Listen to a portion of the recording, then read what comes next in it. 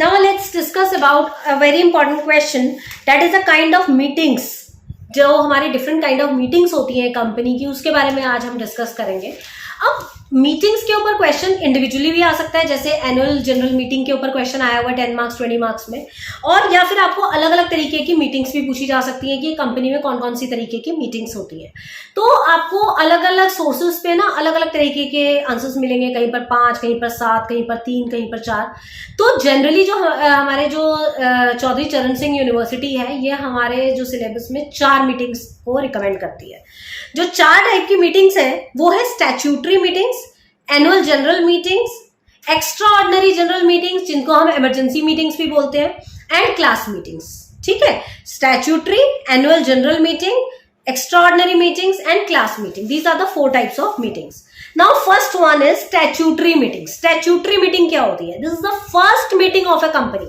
Company की जो सबसे पहली मीटिंग होती है वो स्टैट्यूटरी मीटिंग होती है of share holders of the public company, and it held only once in a lifetime of a company. Very important thing, पूरी कंपनी की लाइफ टाइम में सिर्फ एक ही बार स्टैट्यूटरी मीटिंग होती है।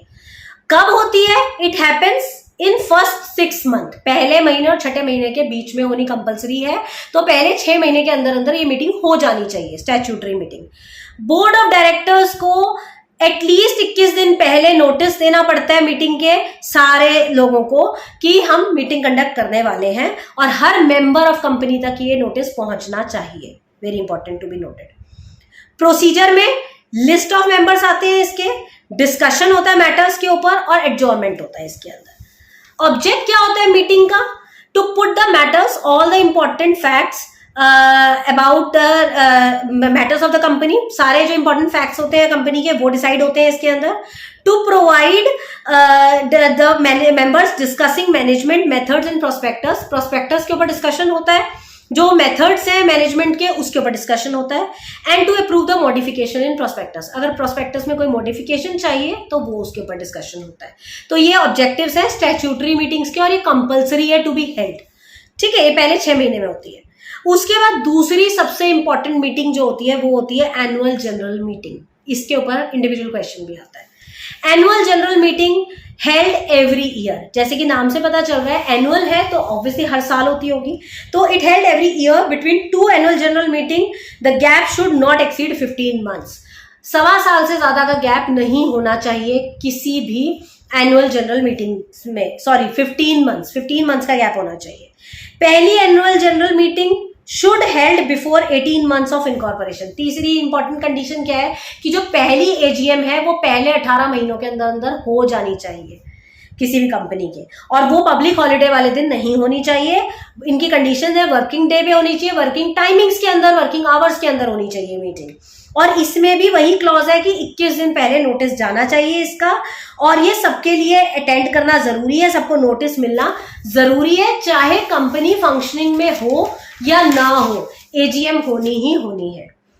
एनीवन कैन कॉल एजीएम, कोई भी एजीएम बुला सकता है एनुअल जनरल मीटिंग, और अगर नहीं बुलाते हैं तो आपकी कंपनी पनिशेबल कैटेगरी में आ जाती है, क्योंकि एजीएम का इतना इंपॉर्टेंस है होना।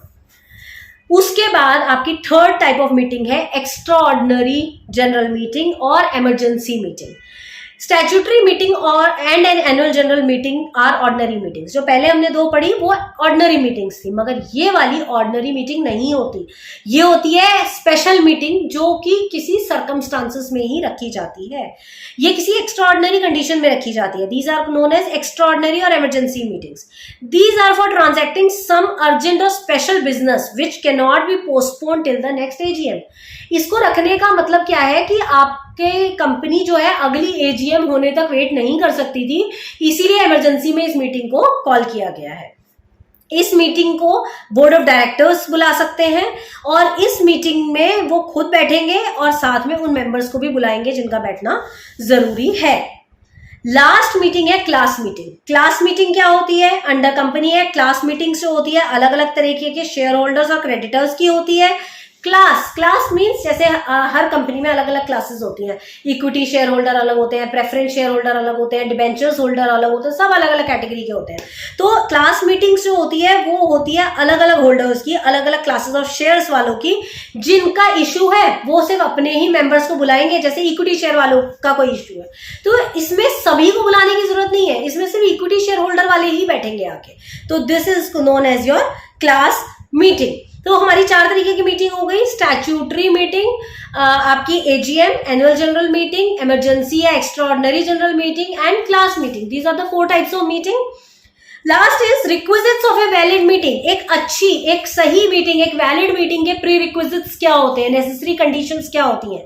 पहला, ड्यूली कन्वेन्ड बाय प्रॉपर अथॉरिटी। जो मीटिंग की जो नोटिस है वो प्रॉपरली अथॉरिटी के जरिए कन्वेन होनी चाहिए। Number 2, proper notice must be served in prescribed manner. Notice सही तरीके से और सही मैनर में पहुंचे सबके पास। Third, chairperson should preside the meeting. Meeting हमेशा चेयरपर्सन ही प्रिसाइड करेगा। Fourth, minutes of the meeting should be kept in record. जो मीटिंग के मिनट्स होते हैं, जो उसके पॉइंटर्स होते हैं, उसको रिकॉर्ड में रखा जाए। And last is quorum must be present. जो मीटिंग का मिनिमम कोरम है वो प्रेजेंट होना चाहिए। लिखने की वैसे जरूरत नहीं है, बट अगर आप लिखना चाहें तो आप लिख सकते हैं कि हर 1000 present member at the day of meeting पे 5 मेंबर का प्रेजेंट होना जरूरी है। हर 5000 में 15 मेंबर का होना जरूरी है। और मोर देन अगर 5000 मेंबर हो तो 30 मेंबर का इन द मीटिंग प्रेजेंट होना जरूरी है। और यही प्राइवेट कंपनी हो तो 2 मेंबर। ये आपकी मर्जी, अगर आप लिखना चाहें तो, अगर आपको याद रहता है तो। मेन कारण तो सब याद रखने का है कि वहां पर अगर आपको याद आएगा एग्जाम हॉल में तो डाल दीजिएगा, बाकी छोटी मोटी गलती इग्नोर हो जाती है, किसी को पता नहीं चलता, तो आप डाल दीजिए लेंथ मैटर्स। तो ये आपका एक इंपॉर्टेंट क्वेश्चन और हमने डन किया। इसके साथ एक छोटा सा क्वेश्चन और जोड़ लेते हैं, difference between A member and A share holder. कई बार ना हमें कंफ्यूजन होता है कि मेंबर और शेयर होल्डर एक ही होते हैं, तो कई बार इसमें डिफरेंस पूछ लिया जाता है कि what is difference between A member and A share holder. क्या मेंबर ही शेयर होल्डर होते हैं या शेयर होल्डर ही मेंबर होता है या दोनों एक ही है। तो आपको पता होना चाहिए कि मेंबर और शेयर होल्डर वैसे तो 2 अलग अलग लोग होते हैं, बट एक मेंबर शेयर होल्डर हो सकता है, बट मेंबर शेयर होल्डर हो सकता है और शेयर होल्डर मेंबर भी हो सकता है। बट ऐसा कोई जरूरी नहीं है कि जो मेंबर होगा वो शेयर होल्डर होगा ही होगा और जो शेयर होल्डर होगा वो मेंबर होगा ही होगा, ऐसा नहीं होता। क्योंकि मेंबर जो होता है वो प्राइमरी पर्सन होता है कंपनी का। मेंबर्स रजिस्टर्ड होते हैं, शेयर होल्डर रजिस्टर्ड हो भी सकते हैं और नहीं भी हो सकते। मेंबर्स जो होते हैं एसेंशियल होते हैं किसी भी कंपनी में, मगर shareholders are not essential. Members without holding share भी हो सकते हैं, मतलब ऐसा जरूरी नहीं है कि जो मेंबर है कंपनी के उन्होंने शेयर्स लिए ही लिए हो, ऐसा जरूरी नहीं है, मगर शेयर होल्डर्स के लिए शेयर लेना इंपॉर्टेंट है।